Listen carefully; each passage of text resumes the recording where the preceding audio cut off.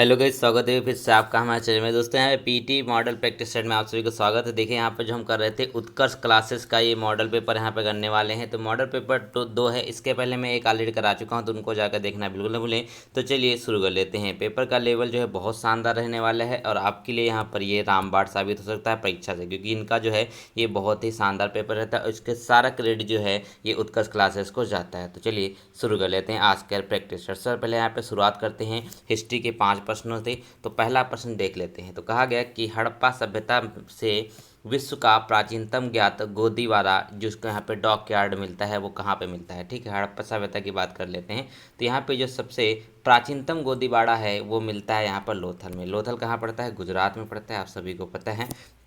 तो ये इसका करेक्ट आंसर हो जाएगा ऑप्शन नंबर बी। ठीक है, अगला क्वेश्चन देखिए। तो कहते हैं जो वैदिक काल है, वैदिक काल में चिनाब को किस नदी के नाम से जाना जाता है। ठीक है, देख चिनाब नदी तो है, लेकिन इसको एक प्राचीन नाम से जाना जाता था, यानी कि वैदिक काल में जिसको जाना था वो आपको बताना है। तो ये क्या हो जाएगा? अस्किनी। ठीक है, क्या होगा?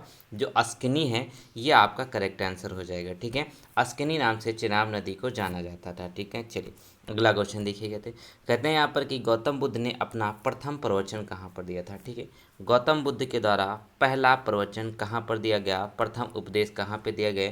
तो ये दिया गया था सारनाथ में। ठीक है, सारनाथ में इन्होंने सबसे पहला अपना उपदेश दिया था, इसको ध्यान रखिएगा। अगला क्वेश्चन कहते हैं यहाँ पर 4 में कि यूनानी ग्रंथ में चंद्रगुप्त मौर्य को क्या कहा गया है। ठीक है, चंद्रगुप्त मौर्य ये देखिए मौर्य वंश से संबंधित हैं। अब यहाँ पे बोला गया कि इनको एक नाम दिया गया है यूनानी ग्रंथ में, तो उस नाम क्या है वो हो जाएगा यहाँ पे सेंड्रोक्रोट्स। ठीक है, सेंड्रोक्रोट्स ये इनका नाम दिया गया है यूनानी ग्रंथ में। ठीक है, चलिए 5वां क्वेश्चन देखिए हिस्ट्री का। यदि चंद्रमा पृथ्वी के चारों ओर घूमता है और पृथ्वी सूर्य के चारों ओर घूमती है, यह किस विद्वान ने सबसे पहले कहा था। देखिए इसका सब क्रेडिट तो विदेशी ले गए, लेकिन सबसे पहले वराहमिहिर ने ये चीज़ कही थी। अगर वराहमिहिर इंडियन ना होते, किसी और कंट्री के होते, तो इनकी बात मान ली जाती, लेकिन ऐसा नहीं हुआ। ठीक है, इन्होंने पहले बताया था, लेकिन उसके बाद उन्होंने क्या किया, केपलर ने बताया। ठीक है, तो उसको माना गया, वराहमिहिर को नहीं माना गया। चलिए क्वेश्चन नंबर अगला दिखेगा। तो कहते हैं यहाँ पर आपके 5 क्वेश्चन राष्ट्रीय आंदोलन से आने हैं। तो कहा गया कि कांग्रेस के किस अधिवेशन में जवाहरलाल नेहरू द्वारा पूर्ण स्वराज को अपना लक्ष्य बनाया गया। ठीक है, अब पूर्ण स्वराज को लक्ष्य किसने बनाया? जवाहरलाल नेहरू ने। और किस कांग्रेस अधिवेशन में ये कहा गया? तो याद रखेंगे 6 का राइट आंसर होगा दोस्तों, वो हो जाएगा आपका डी। ठीक है, लाहौर अधिवेशन में पूर्ण स्वराज का लक्ष्य बनाया गया था, ये आपका करेक्ट आंसर हो जाएगा ऑप्शन नंबर डी। ऐसे क्वेश्चन आएंगे जरूर, या तो पूर्ण स्वराज की मांग होगी, या सबसे पहले कहाँ पर किया गया, किस अधिवेशन में किया गया, ऐसे क्वेश्चन आते बहुत हैं। अगला क्वेश्चन देखिए।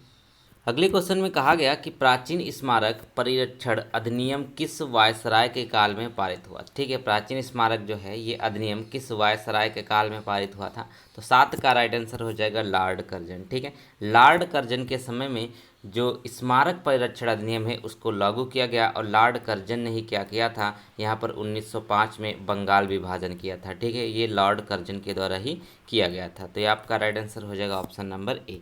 अगला क्वेश्चन देखिएगा। तो कहते हैं एनी बेसेंट द्वारा भारत में प्रारंभ किया गया स्वराज शासन आंदोलन का लक्ष्य क्या था। ठीक है, एनी बेसेंट आप जानते हैं, इन्होंने 1917 में सबसे पहले कांग्रेस के अधिवेशन की अध्यक्षता करी, और ये पहली महिला बनी थी। तो 8 का राइट आंसर हो गया का यहाँ पर, वो हो जाएगा भारत की स्वतंत्रता, मतलब भारत के लिए स्वशासन प्राप्त करने के लिए यहाँ पर स्वराज शासन आंदोलन का लक्ष्य रखा था। ठीक है, अगला क्वेश्चन देखिएगा। तो कहते हैं यहाँ पर निम्नलिखित में से किसने चटगांव शस्त्रागार में वंदे मातरम नारे के साथ तिरंगा ध्वज लहराया था। ठीक है, चटगांव संयंत्र आपने सुना होगा, ये सत्रागार था, यहाँ पर सत्र रखे जाते, मतलब हथियार रखे जाते थे। तो ये वंदे मातरम नारा के साथ तिरंगा ध्वज लहराया था, तो व्यक्ति कौन थे? वो हो जाएंगे यहाँ पर ऑप्शन नंबर डी, यानी कि सूर्यसेन। ठीक है, सूर्यसेन इसके करेक्ट आंसर हो जाएंगे। अगला क्वेश्चन देखिएगा। तो कहते हैं यहाँ पर कि सिराजुद्दौला किस युद्ध में अंग्रेजों से पराजित हुआ था। ठीक है, अब सिराजुद्दौला की बात करें तो ये नवाब हुआ करते थे, आप सभी को पता है। तो इसके समय में यहाँ पर 2 युद्ध होते हैं, मतलब इनके समय में नहीं, इस समय की बात करें तो बेसिकली इनका जो यहाँ पे पराजित हुए थे ये प्लासी के युद्ध में हुए थे। अब यहाँ पे देखिए प्लासी और बक्सर के 2 युद्ध बहुत इंपॉर्टेंट हैं, तो ये पूछे जाते हैं। ठीक है, तो ये कहा आप देखें 1757 में होता है प्लासी का युद्ध, और यहाँ पे बक्सर का युद्ध यानी कि बाद से बाद का है, तो ये क्या हो जाएगा 1764 में ये बक्सर का युद्ध होता है। ठीक है, तो सिराजुद्दौला जो थे ये 1757 के युद्ध में पराजित हो गए थे। अगला क्वेश्चन देखिए। तो कहते हैं जर्मनी के सहयोग से, अब 5 क्वेश्चन भूगोल के हैं। जर्मनी के सहयोग से किस इस्पात संयंत्र की स्थापना करी गई? ठीक है, अब जर्मनी के सहयोग से इस्पात संयंत्र की स्थापना करी गई, उसका नाम है यहाँ पे राउरकेला। ठीक है, राउरकेला जो है ये जर्मनी के सहयोग से स्थापित एक यहाँ पर इस्पात संयंत्र है, याद रखेंगे। ऑप्शन नंबर बी इसका एकदम करेक्ट हो जाएगा। ठीक है, चलिए अगला। इससे पहले एक चीज़ मैं बता दूं कि देखिए, अगर आपको रिवीजन पीडीएफ चाहिए, रिवीजन मटेरियल चाहिए, तो आप ले सकते हैं। मात्र आपको 40 रुपये में मिल जाएगी। डिस्क्रिप्शन में आपको लिंक मिल जाएगा, उस लिंक पे क्लिक करते ही आप पहुंच जाएंगे सीधे व्हाट्सएप पर। आपको नंबर भी सेव नहीं करना है और वहाँ पर मैसेज कर दीजिएगा। ठीक है, चलिए तो दोस्तों अगला क्वेश्चन देख लेते हैं। यहाँ पे सूची 1 को सूची 2 से आपको मिलान करना है। तो चलिए, ये क्वेश्चन बहुत बार पूछा जाता है। ये 4 जो पॉइंट दिए हुए हैं ये आपके लिए बहुत ही शानदार हैं और ये पूछा जाएगा फिर भी। ठीक है, तो देखिएगा, जो 8 डिग्री चैनल है ये किसको अलग करता है? ठीक है, जो 8 डिग्री चैनल है ये अलग करता है मालदीव व मिनिकॉय के बीच में है। ठीक है, मालदीव व मिनिकॉय को अलग करता है। 9 डिग्री चैनल की बात कर लेंगे तो ये देखिए मिनिकॉय और लक्षद्वीप के मध्य है। ठीक है, अब यहाँ पे 10 डिग्री की बात कर लीजिए तो लिटिल अंडमान एवं निकोबार के बीच में है। दक्कन का पठार जो है, ये दक्कन पास जो है बेसिकली कहाँ पे, तो ये लघु अंडमान और दक्षिण अंडमान के बीच में है। तो ये आप इस तरीके से मैच कर लीजिए। ए का 2 हो जाएगा, बी का 1 हो जाएगा, सी का 3 हो जाएगा, डी का आपका 4 हो जाएगा। ठीक है, चलिए अगला क्वेश्चन देखिएगा। तो कहते हैं गुजरात के सबसे पश्चिमी गांव और अरुणाचल प्रदेश के सबसे पूर्वी छोर पर स्थित वालांग के समय में कितना अंतराल होगा? ठीक है, गुजरात की बात कर लेते हैं।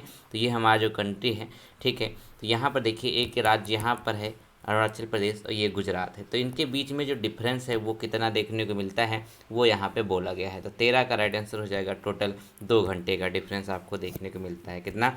2 घंटे का डिफरेंस आपको देखने को मिलता है। यानी गुजरात में अगर 12 बजे हुए हैं, ये गुजरात का जो पश्चिमी गाँव है, अरुणाचल प्रदेश का जो वलांग है, वहाँ पर आपको 2 बजे हुए मिलेंगे। ठीक है, अगला क्वेश्चन देखिएगा। तो आपको सूची से मिलान करना है। इसमें भी आपको तो राज्य दिया हुआ है, केंद्र शासित प्रदेश दिए हुए हैं और आपको यहाँ पे घनत्व दिया हुआ है। तो चलिए हम इसको भी सॉल्व कर लेते हैं। तो भाई साहब यहाँ पे देखिए, दिल्ली जो है इसका जनसंख्या घनत्व कितना है? तो याद रखेंगे दिल्ली का सबसे ज़्यादा होगा। तो याद रखेंगे इतना कितना हो जाएगा यहाँ पर 11,320 व्यक्ति प्रति वर्ग किलोमीटर दिल्ली का जनसंख्या घनत्व है। अगर उत्तर प्रदेश की बात करें तो आप जानते हैं कि यहाँ पर 829 है। मिजोरम की बात कर लेंगे तो यहाँ पर 52 व्यक्ति है और केरल की बात कर लेंगे तो यहाँ पे 868 व्यक्ति है। ठीक है, तो अगर आपको इसमें सिर्फ दिल्ली का ही पता था तब भी आप इसको मैच कर सकते हैं। चलिए, तो इस तरीके से आप इसको मैच कर लीजिएगा, आपका राइट आंसर। अगला क्वेश्चन देखिए 15 कहता है निम्नलिखित में से अधिवास प्रकारों में से किसकी विशेषता सांस्कृतिक समरसता एवं एकता की है? ठीक है, ये आपको बताना है। अधिवास प्रकारों में किसकी विशेषता जो है ये सांस्कृतिक समरसता एवं एकता की है? तो 15 का राइट आंसर क्या हो जाएगा? वो होगा आपका यहाँ पे पूर्वा। ठीक है, पूर्वा इसका करेक्ट आंसर होगा। अगला क्वेश्चन देखिए। तो कहते हैं निम्नलिखित में से, क्योंकि 5 क्वेश्चन आपके इकोनॉमिक्स के भी आने हैं, ठीक है, निम्न में से कौन सा एक केंद्रीय बैंक का गुणात्मक साख नियंत्रण उपाय नहीं है? ठीक है, केंद्रीय बैंक का गुणात्मक साख जो है वो नियंत्रण उपाय नहीं है। तो 16 का राइट आंसर क्या हो जाएगा? वो हो जाएगा यहाँ पे परिवर्तनीय कोष अनुपात। ठीक है, कौन सा होगा? परिवर्तनीय कोष अनुपात जो है ये आपका एकदम करेक्ट आंसर यहाँ पर हो जाएगा। 16 का हो गया। ठीक है, अगला क्वेश्चन देखिए यहाँ पे 17। तो कहते हैं 2021-22 के लिए राजकोषीय घाटा जो है जीडीपी का वो कितना % रखा गया? ठीक है, 2021-22 के लिए राजकोषीय घाटा कितना % है? तो 17 का राइट आंसर होगा आपका यहाँ पर 6.8%। ठीक है, कितना? 6.8% जो है ये आपका राजकोषीय घाटा है 2021 और 2022 के लिए। अगला क्वेश्चन देखिए। तो कहते हैं बजट 2022-23 में केन बेतवा परियोजना के लिए कितनी धनराशि का आवंटन किया गया? इकोनॉमिक्स में ऐसे क्वेश्चन आ सकते हैं। तो ठीक है, तो 18 का राइट आंसर जो होगा दोस्तों वो हो जाएगा यहाँ पे 1400 करोड़ रुपए का। ठीक है, कितने का? 1400 करोड़ रुपए के यहाँ पे आपको धनराशि आवंटित करी गई है केन बेतवा लिंक परियोजना के लिए। ठीक है, चलिए क्वेश्चन नंबर अब 29 में देखिए, 19 में देखिए। तो कहते हैं जो मिक्स्ड इकोनॉमी है, जो मिश्रित अर्थव्यवस्था है, उसका क्या अर्थ होता है? बच्चे को ये पता है। तो ये होता है यहाँ पर सार्वजनिक एवं निजी उद्योगों का सह अस्तित्व ही यहाँ पर मिक्स्ड इकोनॉमी यहाँ पे कहते हैं मिश्रित अर्थव्यवस्था कहलाता है, जो अपने भारत में एग्जिस्ट करती है। अगला क्वेश्चन कहता है कि स्वर्ण क्रांति किससे संबंधित है? ठीक है, क्या कहा गया? जो स्वर्ण क्रांति है वो किससे संबंधित है? तो 20 का जो राइट आंसर होगा दोस्तों वो क्या हो जाएगा, वो हो जाएगा यहाँ पे बागबानी और शहद से। ठीक है, किससे, बागबानी और शहद से संबंधित है स्वर्ण क्रांति, तो ये आपका करेक्ट आंसर हो जाएगा। अगला क्वेश्चन देखिएगा, तो वही सब क्वेश्चन नंबर अब पॉलिटी के लेते हैं। 5 क्वेश्चन आपके पॉलिटी के आने हैं। ठीक है, तो कहा गया कि भारत के संविधान का कौन सा भाग कल्याणकारी राज्य के आदर्श की घोषणा करता है। ठीक है, कल्याणकारी राज्य के आदर्श की घोषणा करता है, तो इसका मतलब क्या है, ये आपका हो जाएगा यहाँ पे राज्य के नीति निर्देशक तत्व। ठीक है, राज्य के नीति निर्देशक तत्व हैं जो ये कल्याणकारी राज्य के आदर्श होने की घोषणा करते हैं। अगला क्वेश्चन यहाँ पे कहता है 22 में कि भारत के प्रत्येक नागरिक के कर्तव्य के अंतर्गत प्राकृतिक पर्यावरण का संरक्षण एवं सुधार करना है, तो ये कौन से अनुच्छेद में शामिल है। ठीक है, प्राकृतिक पर्यावरण जो है उसका संरक्षण और सुधार करना आपकी जिम्मेदारी होती है संविधान के हिसाब से। तो याद रखें किसमें है, अनुच्छेद 51 का जो है उसमें आपको देखने को मिलता है। ठीक, इसमें अनुच्छेद 51 का जो का है इसमें आपको देखने को मिलता है। अगला क्वेश्चन कहता है कि केंद्र राज्य संबंधों के जांच के लिए गठित सरकारिया आयोग में कौन सा सदस्य शामिल थे। ठीक है, अब सरकारिया आयोग जो है इसमें कौन कौन से सदस्य शामिल थे। एक क्वेश्चन यहाँ पे ये बनता है कि केंद्र राज्य संबंधों के लिए जो जांच के लिए कमेटी है वो कौन सी है, तो वो हो जाएगी सरकारिया आयोग। अब यहाँ पे इसमें कहा गया कि कौन कौन इसमें शामिल है। ठीक है, तो देखिएगा, एक तो यहाँ पे हो जाएंगे बी सीवरमन और तीसरे हो जाएंगे SR सेन। ठीक है, तो 2 और 3 ये 2 लोग जो थे ये आपके सरकारिया आयोग में शामिल थे। ठीक है, चलिए ये आपका करेक्ट आंसर यानी कि आपका हो जाएगा ऑप्शन नंबर बी वाला। ठीक है, चलिए अगला देखिए, यहाँ पर बी और सी हो जाएगा, मतलब बी होगा दूसरा और तीसरा। ठीक है, अगला क्वेश्चन देखिए, तो कहते हैं भारत में आधुनिक जिला प्रशासन का अध्याय निम्नलिखित में से किसके समय में प्रारंभ माना जाता है। ठीक है, भारत में आधुनिक जिला प्रशासन का अध्याय जो है वो निम्नलिखित में से किसके समय से प्रारंभ माना जाता है, तो 24 का करेक्ट आंसर हो जाएगा ऑप्शन नंबर सी, वो हो जाएंगे यहाँ पे वॉरेन हास्टिंग। ठीक है, वॉरेन हास्टिंग के समय से यहाँ पर जिला प्रशासन का अध्याय माना जाता है। अगला क्वेश्चन देता है 25 में कि भारत में सर्वप्रथम उच्च न्यायालय की स्थापना कब करेगी। उच्च न्यायालय का मतलब क्या है, ये हाई कोर्ट की बात कर रहे हैं। ठीक है, SC की बात कर रहे हैं, और यहाँ पे जो सुप्रीम कोर्ट रहता है वो SC होता है। ठीक है, सुप्रीम कोर्ट और हाई कोर्ट। हाई कोर्ट की हम बात करें तो सबसे पहला जो हाई कोर्ट बना था वो बना था यहाँ पर कब, वो था 1862 में। ठीक है, 1862 में ये हाई कोर्ट बना था। याद रखेंगे एलिजा एम्पे इसके पहले न्यायाधीश थे। अगला क्वेश्चन कहता है यहाँ पर 5 क्वेश्चन साइंस के आने हैं कि गुरुत्वाकर्षण का सिद्धांत किसने दिया है, तो जो गुरुत्वाकर्षण है इसका सिद्धांत दिया गया किसके द्वारा, तो 26 का जो करेक्ट आंसर होगा वो होगा यहाँ पे आइजैक न्यूटन। ठीक है, आइजैक न्यूटन के द्वारा यहाँ पे गुरुत्वाकर्षण का सिद्धांत दिया गया।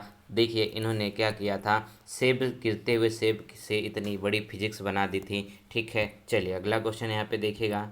अब क्वेश्चन नंबर अगर 27 देखिए, तो कहते हैं निम्नलिखित में से सबसे अधिक तन्य धातु कौन सी है। तन्य का मतलब क्या होता है, जो सबसे ज़्यादा यहाँ पे फैल जाती है, मतलब उससे तार बनाए जा सकते हैं खींच खींच के, तो होता है सोना। ठीक है, ये सोना जो सबसे ज़्यादा तन्य धातु होती है, इसीलिए अगर आप देखेंगे कि 1 ग्राम के भी आपको आभूषण देखने को मिल जाते हैं। ठीक है, इतने छोटे बनाए जा सकते हैं ये खींच खींच के कि इसका पॉइंट में भी यहाँ पर आपको पॉइंट ग्राम में भी आपको आभूषण देखने को मिल जाते हैं। बाकी अगर किसी अन्य धातु की बात करें तो छोटा सा ही बहुत वजन होता है। ठीक है, याद रखेंगे। अगला क्वेश्चन यहाँ पे देखिए, तो कहते हैं निषेचन के परिणाम स्वरूप निर्माण होता है। ठीक है, अब जब निषेचन हो जाता है, जब फर्टिलाइजेशन हो जाता है, तब उसके परिणाम स्वरूप जो होता है वो होता क्या है। ठीक है, तो 28 का राइट आंसर होगा यहाँ पर बन जाता है, उस समय बन जाता है क्या, युग्मनज बन जाता है। ठीक है, उस समय क्या बन जाता है, युग्मनज बन जाता है। ठीक है, अगला क्वेश्चन देखिए यहाँ पे, तो कहते हैं पेप्टाइग्लो,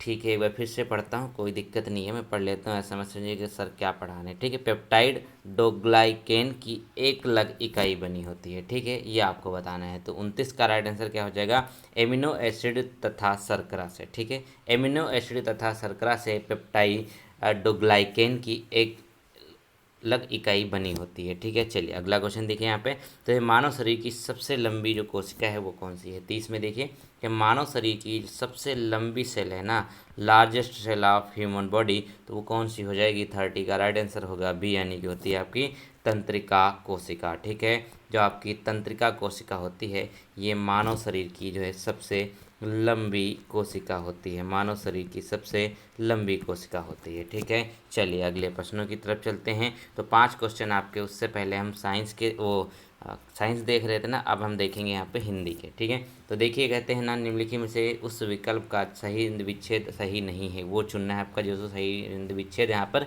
नहीं है।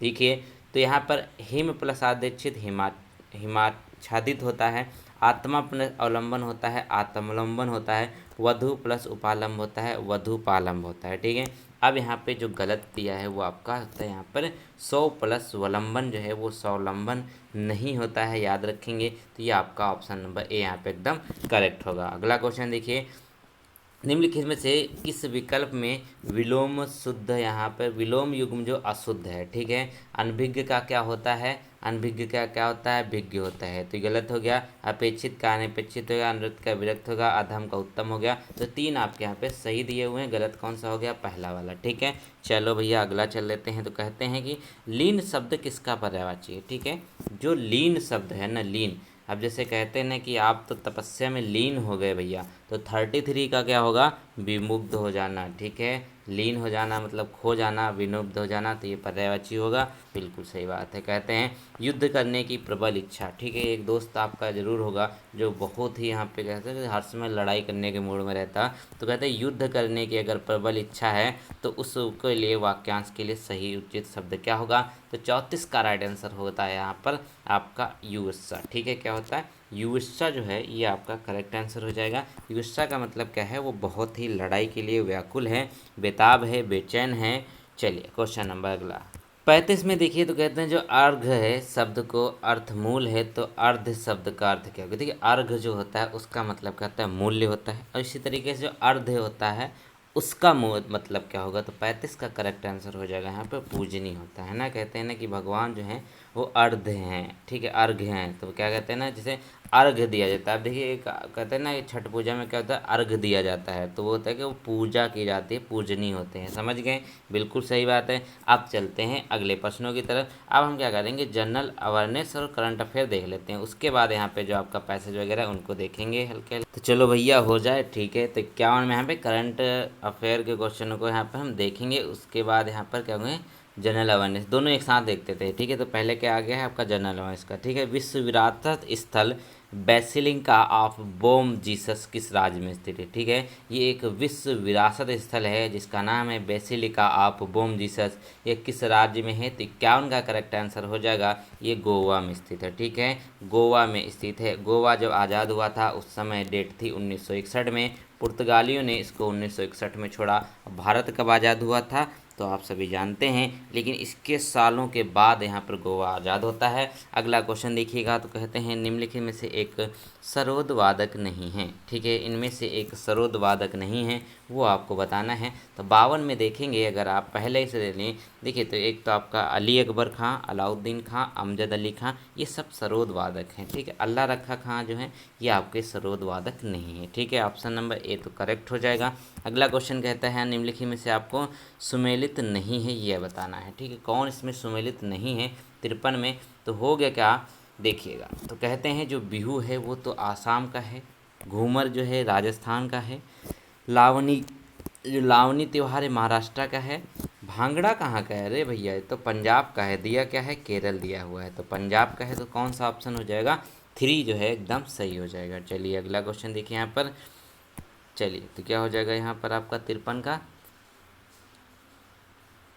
Option number B. ठीक है, बिल्कुल सही है। चलिए अगला क्वेश्चन देखिए, कहते हैं यहाँ पे लेट्स किल गांधी पुस्तक के लेखक कौन है। ठीक है, देखिए लेट्स किल गांधी पुस्तक के लेखक कौन हो जाएंगे, तो 54 का राइट आंसर हो जाएगा यहाँ पे तुषार गांधी। ठीक है, तुषार गांधी ने एक पुस्तक लिखी जिसका नाम ही यहाँ पर लेट्स किल गांधी। ठीक है, चलिए अगला क्वेश्चन देखिए यहाँ पर। अगले प्रश्न में देखिए, तो कहते हैं अभियंता दिवस किसकी जयंती के अवसर पे मनाया जाता है। ठीक है, जो अभियंता दिवस है, अभियंता मतलब क्या होता है इंजीनियर्स। ठीक है, इंजीनियर्स दिवस जो है किसकी जयंती के अवसर पर मनाया जाता है, तो 55 का राइट आंसर क्या हो जाएगा, वो हो जाएगा यहाँ पर आपका एम विश्वेश्वरैया के। ठीक है, कौन हो जाएंगे जहाँ पर एम विश्वेश्वरैया जो हैं इनके उपलक्ष्य में ये मनाया जाता है। ठीक है, चलिए ये आपका करेक्ट आंसर हो गया। अगला क्वेश्चन यहाँ पे देख लेते हैं। अगले क्वेश्चन की बात करें तो कहते हैं महिलाओं के लिए ओलंपिक में शुरू किया गया पहला खेल कौन सा था। ठीक है, महिलाओं के लिए जो ओलंपिक में सबसे पहला खेल रखा गया था उसका नाम क्या था, तो याद रखेंगे वो हो जाएगा यहाँ पे गोल्फ। ठीक है, जो गोल्फ है सबसे पहले ये ओलंपिक में शुरू किया गया था महिलाओं के लिए। ठीक है, चलिए अगला क्वेश्चन देखिए। तो कहते क्या है कि भारतीय प्रौद्योगिकी संस्थानों में से कौन सा संस्थान सर्वप्रथम स्थापित हुआ था। ठीक है, जो आईआईटी है ना अपने यहाँ भारत में, तो सबसे पहले कौन सा आईआईटी जो है वो स्टार्ट हुआ था। याद रखेंगे जो आईआईटी रुड़की है ये सबसे पुराना है। ठीक है, आईआईटी रुड़की जो है ये सबसे पुराना है। अगला क्वेश्चन कहता है निम्नलिखित में से वह कौन है जिसे भारतीय ना होने पर भी भारत रत्न से सम्मानित किया गया है। अब भारतीय नहीं है उसके बावजूद भी इनको सम्मानित किया गया, तो कौन से हो जाएंगे, याद रखेंगे 58 का राइट आंसर हो जाएगा ए। क्या होगा, नेल्सन मंडेला जो है ये अफ्रीकन हैं। ठीक है, क्या होगा, ये अफ्रीकन हैं, तो याद रखेंगे इन्हीं को भारत रत्न से सम्मानित किया गया, नेल्सन मंडेला को।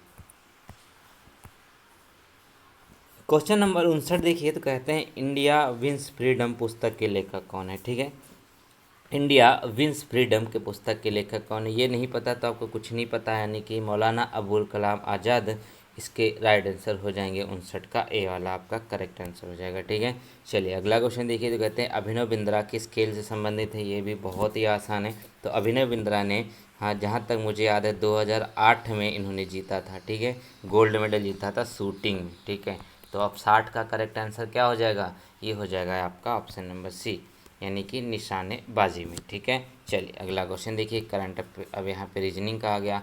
करंट कहाँ है भैया, चलो पहले करंट ही निपटा देते हैं। ये रहा, मिल गया। चलिए तो कहते हैं निम्नलिखित में से किस देश की अन्ना कबाले दुआ ने Aster Guardian Global Nursing Award जीता है। ठीक है, उनका नाम क्या है, अन्ना कबाले दुबा, और इन्होंने एक अवार्ड जीता जिसका नाम है Aster Guardian Global Nursing Award. ठीक है, तो ये क्या है, ये देखेंगे तो ये हो जाएंगी केन्या की रहने वाली। ठीक है, कहाँ की रहने वाली, केन्या की रहने वाली हैं। अगला क्वेश्चन कहता है वैश्विक सुरक्षा परिषद पर पहल जो जीएसआई है ना, जीएसआई किसने इसकी पेश करी। ठीक है, किस देश ने इसकी पेश की है, तो 92 का राइट आंसर होगा यहाँ पर आपका ए वाला। ठीक है, चाइना इसका करेक्ट आंसर हो जाएगा। चाइना ने वैश्विक सुरक्षा परिषद जीएसआई की पहल करी है। ठीक है, याद रखेंगे। अगला क्वेश्चन देखिए। अगला क्वेश्चन कहा गया कि मई 2022 में किस भारतीय मूल के व्यक्ति को अमेरिकी केंद्रीय खुफिया एजेंसी का पहला मुख्य प्रौद्योगिकी अधिकारी नियुक्त किया गया। ठीक है, पहला मुख्य प्रौद्योगिकी अधिकारी नियुक्त किया गया, वो भी अमेरिका केंद्रीय खुफिया एजेंसी यानी कि जो सीआई है उसमें नियुक्त किया गया। तो 93 का करेक्ट आंसर क्या हो जाएगा, तो वो हो जाएगा यहाँ पे नंद मून चंदानी। ठीक है, अगला क्वेश्चन देखिए। तो कहते हैं मई 2022 को किसने 75वीं संतोष ट्रॉफी राष्ट्रीय फुटबॉल प्रतियोगिता 2021-22 का खिताब जीता। अब संतोष ट्रॉफी किससे संबंधित है, ये फुटबॉल से है। अब यहाँ पे इसको जीतने वाली कौन से है, यहाँ पे केरला। ठीक है, जीता किसने है, 94 का राइट आंसर हो जाएगा यहाँ पे बी, यानी कि केरला के द्वारा इसको जीता गया। अगला क्वेश्चन कहता है कि भारत में ब्राज़ील में आयोजित डेफलिम्पिक्स 2021 में पदक तालिका में भारत कौन से स्थान पर रहा। ठीक है, ब्राज़ील में आयोजित हुई एक प्रतियोगिता जिसका नाम है डेफलिम्पिक्स, ये आपको बताना है इसमें कौन सा स्थान है। 95 का करेक्ट क्या हो गया, वो हो जाएगा यहाँ पर आपके लिए ऑप्शन नंबर ए, यानी कि 9वें स्थान पर है। कौन से नंबर पे, 9 नंबर पे है। अगला क्वेश्चन कहता है यहाँ पर कि 2 मई 2022 को भारतीय तटरक्षक बल आईसीजी ने फास्ट पेट्रोल वेसल कमला देवी का शुभारंभ किया। ठीक है, क्या होगा यहाँ पे, वो देख लेंगे। तो कहते हैं ना कि फास्ट पेट्रोल वेसल कमला देवी का शुभारंभ कहाँ किया, 96 का राइट आंसर हो जाएगा, वो हो जाएगा अपना ऑप्शन नंबर डी, यानी कि पश्चिम बंगाल। ठीक है, पश्चिम बंगाल इसका करेक्ट आंसर हो जाएगा, वेस्ट बंगाल में यहाँ किया गया।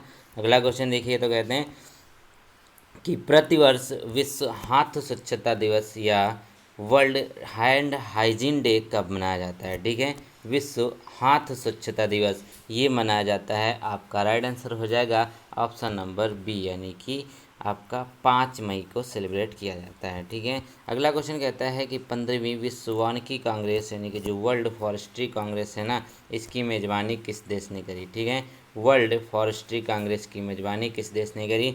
98 का करेक्ट आंसर क्या हो जाएगा, ऑप्शन नंबर सी हो जाएगा, यानी कि दक्षिण कोरिया। ठीक है, दक्षिण कोरिया इसके करेक्ट आंसर हो जाएंगे। इसने वर्ल्ड फॉरेस्ट्री कांग्रेस की मेज़बानी करी। ठीक है, चलिए अगला क्वेश्चन देखिए। कहते हैं मई 2022 को परिसीमन आयोग ने केंद्र शासित प्रदेश जम्मू कश्मीर के लिए कितने विधानसभा क्षेत्र रखे हैं। ठीक है, चलिए जम्मू कश्मीर में अब आपको पता है कि वो केंद्र शासित हो गया, तो वहाँ पर कितने विधानसभा क्षेत्र रखे गए? 99 का करेक्ट आंसर हो जाएगा 90। वहाँ कितने हैं? 90 विधानसभा क्षेत्र हैं। ठीक है, ऑप्शन नंबर ए एकदम करेक्ट होगा। अगला क्वेश्चन देखिए 100 में 7 मई 2022 को किसने विश्व की सबसे ऊंची चोटी माउंट एवरेस्ट को 26वीं बार फतेह कर विश्व रिकॉर्ड बना दिया? अब इन्होंने एक नहीं, दो नहीं, तीन नहीं, बल्कि 26 बार इन्होंने फतेह किया। कौन सी हो जाएंगी? नेपाल की रहने वाली कामी रीता शेरपा। ठीक है, कामी रीता शेरपा, ये आपके करेक्ट आंसर हो जाएंगे। इन्होंने 26 बार नेपाल की जो सबसे ऊंची चोटी है माउंट एवरेस्ट, उसको फतेह करने का अपना कारनामा किया है। तो चलिए यहाँ पे देख लेते हैं। अब जो पैसेज है ना, इसमें जो पैसेज दिया हो उस पैसेज के प्रश्न जो है वो इन्होंने सारे ग्रामर रख दिए हैं इस उत्कर्ष प्रैक्टिस सेट ने। ठीक है, तो ये एक अच्छी चीज़ भी है क्योंकि पैसेज तो सब लोग कर सकते हैं, लेकिन यहाँ पे ग्रामर इसलिए ज़्यादा रख दिया ताकि आपके अच्छे से प्रैक्टिस हो जाए। तो चलिए इनको देख लेते हैं। कहा गया निम्नलिखित में से खुशहाली शब्द का पर्यायवाची नहीं। ठीक है, देखिए यहाँ पे दिखा देता हूँ। ये आपको ऊपर पैसेज दिया होता है, पैसेज के बाद जो 36 नंबर पर आते हैं, तो इसमें कहा गया कि निम्नलिखित में से खुशहाली शब्द का पर्यायवाची नहीं है। ठीक है, तो 36 का करेक्ट आंसर क्या हो जाएगा? ये हो जाएगा आपका ऑप्शन नंबर सी हो जाएगा, यानी कि क्षोभ जो है ये आपका करेक्ट होगा। बाकी देखिए संपन्नता, समृद्धि और समृद्धता, ये सब यहाँ पर एकदम समान है। ठीक है, चलिए क्षोभ इसका करेक्ट आंसर। अगला क्वेश्चन देखिए ना, तो कहते हैं कि रेखांकित शब्द में संधि क्या है? ठीक है, रेखांकित शब्द में जो संधि है वो है क्या? ठीक है, तो याद रखेंगे यहाँ पे रेखांकित ही शब्द है वो, तो याद रखेंगे इसका जो राइट आंसर क्या हो जाएगा? 37 का हो जाएगा यहाँ पर कौन सा? दीर्घ संधि के वो रेखा प्लस अंकित, इसका जो बनेगा संधि विच्छेद, और उसमें क्या होगा? देखिए आ और आ बनना है और उसके बाद बड़ा आ बनना है, तो वहाँ पर क्या होता है? दीर्घ संधि होती है। ऑप्शन नंबर ए यहाँ पे एकदम करेक्ट हो जाएगा। अगला क्वेश्चन देखिए, तो कहते हैं कि शैक्षिक शब्द में प्रत्यय क्या है? शैक्षिक जो है ना, शैक्षिक में इसमें प्रत्यय क्या होगा? प्रत्यय क्या लगते हैं? बाद में लगते हैं। तो 38 का करेक्ट आंसर क्या हो जाएगा? वो हो जाएगा यहाँ पे बी, ये हो गया यहाँ पे इक होगा। ठीक, शिक्षा प्लस इक शैक्षिक। ठीक है, अगला क्वेश्चन देखिए यहाँ पे 39 कहता है निम्नलिखित में से जटिल शब्द का विलोम क्या है? अब जटिल जो है उसका विलोम क्या हो? जटिल का मतलब तो कॉम्प्लेक्स। ठीक, 39 का राइट आंसर क्या हो जाएगा? सरल। जो जटिल है उसके अपोजिट में क्या है? सरल है। अगला क्वेश्चन देखिए यहाँ पे, अगला भी आपको पैसेज दिया हुआ है, लेकिन पैसेज से जो क्वेश्चन है वो सिर्फ आपको ग्रामर के दिए हुए हैं, तो इनको हम देख लेंगे। तो कहते हैं आज जो शब्द है वो कैसा एक शब्द है? ठीक है, आज जो शब्द है वो कैसा शब्द है? तो ये एक तद्भव शब्द है। ठीक है, आज जो है ये एक तद्भव शब्द है। चलिए ये आपका करेक्ट है। अगला क्वेश्चन देखिए, तो कहते हैं निम्नलिखित में से कौन सा शब्द राह का पर्यायवाची नहीं है? ठीक है, जो राह है उसका पर्यायवाची नहीं है, तो ये देखिए क्या हो जाएगा? 42 का राइट आंसर। वो एक तो आप देखिए पथ है, मग है, मार्ग है, लेकिन बटोही जो है ये आपका करेक्ट आंसर हो जाएगा। ठीक है, बटोही जो है ये आपका करेक्ट आंसर। अगला क्वेश्चन कहता है आधुनिक उपयुक्त विलोम शब्द का कौन सा है? ठीक है, आधुनिक है क्या? आधुनिक का जो विलोम शब्द है वो क्या होगा? तो आधुनिक का क्या होता है? आधुनिक मतलब जो अभी नया है। ठीक है, उसके अपोजिट में क्या हो जाएगा? प्राचीन हो जाएगा। तो सी यहाँ पे एकदम करेक्ट हो जाएगा। 43 का सी एकदम करेक्ट हो जाएगा। अगला क्वेश्चन देखिए, तो कहते हैं निम्नलिखित में से विदेशी उपसर्ग से बना शब्द कौन सा है? ठीक है, विदेशी उपसर्ग से कौन सा शब्द बना है? 44 में देखिए तो क्या हो जाएगा यहाँ पर? एक तो आपका उल्लेख, लोकाचार और मॉडर्न। ठीक है, ये आपके विदेशी नहीं है बल्कि बेशक, बेवाक, बेबाक, ठीक है, बेहया, बेशरम, ये सब क्या है? ये आपके विदेशी उपसर्ग है। ठीक है, याद रखेंगे। चलिए अगला क्वेश्चन देखिएगा। चलिए इंग्लिश के 5 क्वेश्चन ले लेते हैं। इसमें आपको पैसेज दिया हुआ है, तो पैसेज को आप धीरे धीरे पढ़िएगा और उसके बाद यहाँ पर इसके आंसर देना है। तो ऑन द मॉर्निंग ऑफ अगस्त, ये आपका पैसेज है। ठीक है, तो वीडियो यहाँ पर आप पॉज कर करके पढ़ लीजिएगा। चलिए, तो हमने इसको पढ़ लिया है और अब आ रही है इसके क्वेश्चन की। तो कहते हैं द रेबल वेयर कैम्प्ड। ठीक है, रेबल का मतलब क्या होता है? जो विद्रोही होते हैं। ठीक है, द रेबल वेयर कैम्प्ड, तो क्या हो जाएगा? 46 का राइट आंसर अभी तो हमने पढ़ा था, वो हो जाएगा on the bank of Sabarmati river. ठीक है, साबरमती रिवर पर वहाँ पे उन्होंने कैंप किया। ठीक है, वो क्या होता है? कैंप करना। जैसे विद्रोहियों ने कहाँ पे कैंप किया? साबरमती बैंक पे। ठीक है, उससे रिलेटेड पैसेज ये कहते हैं the Mughal soldier didn't cross the river because. ठीक है, जो मुगल सेना के जो थे, मुगलों की जो सेना थी, उन्होंने रिवर को क्रॉस नहीं किया। ठीक है, क्यों नहीं किया? तो याद रखेंगे इसका राइट आंसर क्या हो जाएगा? They were tired after a difficult journey. ठीक है, वो बहुत थक गए थे जर्नी को यहाँ पर चलते चलते पैदल, उस समय घोड़ा होता था, पैदल होता था, तो इसलिए उन्होंने रिवर को क्रॉस नहीं किया। अगला क्वेश्चन देखिए यहाँ पर, अगले में कहा गया the attack on the rebels turn out to be. ठीक है, attack on the rebel turn out to be, तो 48 का राइट आंसर क्या हो जाएगा, यहाँ पर सी हो जाएगा आ ग्रांड सक्सेस। ठीक है, आ ग्रांड सक्सेस। अगला क्वेश्चन देखिए यहाँ पे, तो कहते हैं सिनोनिम्स बताना है बी विचिंग का। ठीक है, बी विचिंग का आपको सिनोनिम्स बताना है, तो 49 में देखिए बी विचिंग का जो सिनोनिम्स होता है वो क्या हो जाएगा, तो याद हो जाएगा टेंटलाइजिंग हो जाएगी। क्या होगा यहाँ पर, टेंटलाइजिंग पर्यायवाची हो जाएगा, एक तरह के सिनोनिम्स हो जाएगा बी विचिंग का। अगला क्वेश्चन देखिए यहाँ पे, कहते हैं जब आपको लेसीट्यूड है ना, लेसीट्यूड है, इसका आपको एंटोनिम बताना है। 50 में देखिए, तो कहते हैं लेसीट्यूड का एंटोनिम्स क्या हो जाएगा, ये हो जाएगा एजिलिटी। ठीक है, क्या हो जाएगा यहाँ पे, एजिलिटी हो जाएगा। ठीक है, वीडियो पसंद आ रही है तो इसको लाइक ज़रूर करें।